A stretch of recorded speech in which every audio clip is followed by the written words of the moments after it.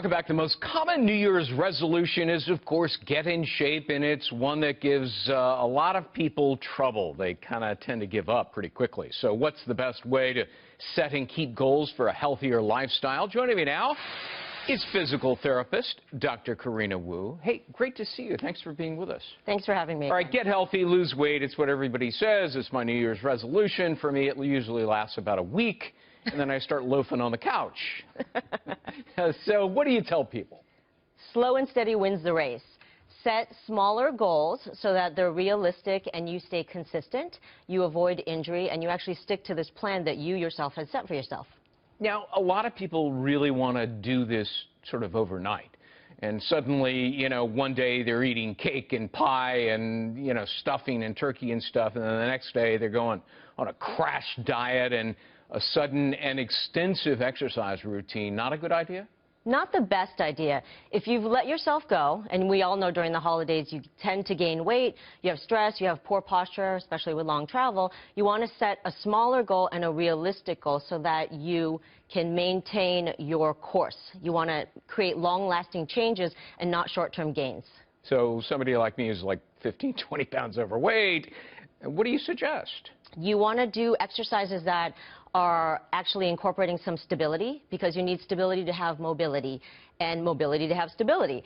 So it's something that the joints need that are a little bit lower impact, and they keep you consistent. So you're creating more fluid flow and you're getting your body reconditioned to be able to do higher intensity activities. All right, now my wife thinks I'm a hypochondriac because every time I exercise I start complaining about my aching joints and so forth. But you do want to avoid injury, including serious injury, right? Yes.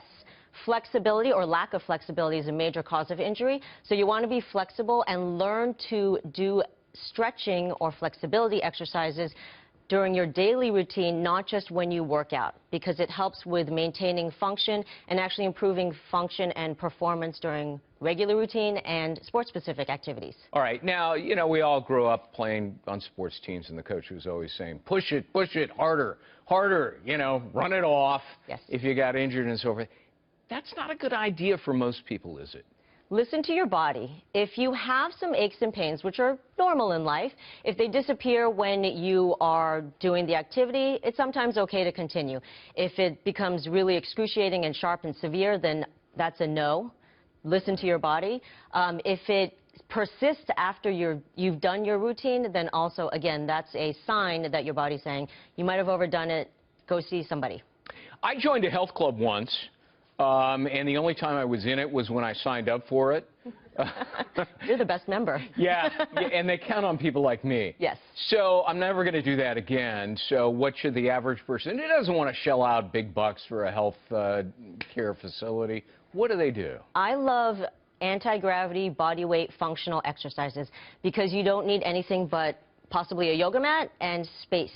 So you don't need to pay for the gym membership. Things like bridges, planks, clams, push-ups, sit-ups, all of those types of activities are, again, you're using your muscles, you're pumping your fluid and your blood, and you're regaining strength and stability, but you can do them in the comfort of your own home.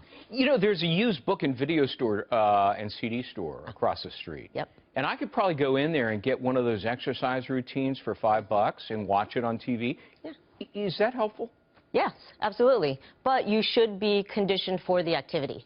So for something like really high intensity, like insanity workouts or P90X, they do have fitness tests that you're supposed to do so that you can make sure that you avoid injury and you manage to stay on track with that exercise regime.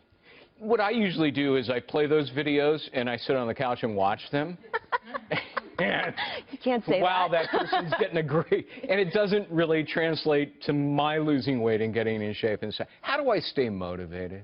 Pick something that you'd like to do and pick something that you would want to do and stay consistent with, because you are adding an extra workload to your day. So you're going to expend some energy and some calories doing it, but you want to do something that you like to do and that you realistically can do. So again, you avoid injury, you stay consistent, and you're realistic, and you have some positive reinforcement when you see your body change. The last time I was on the treadmill, my wife caught me eating a box of See's candies while I was, walking slowly. So that's a no-no too, right? That sort of negates the positive effects of walking on the treadmill. I had a sense of that, but I'm glad that you confirmed it. Karina Wu, Dr. Karina Wu, thanks so much for the tips. Happy New Year. Happy New Year.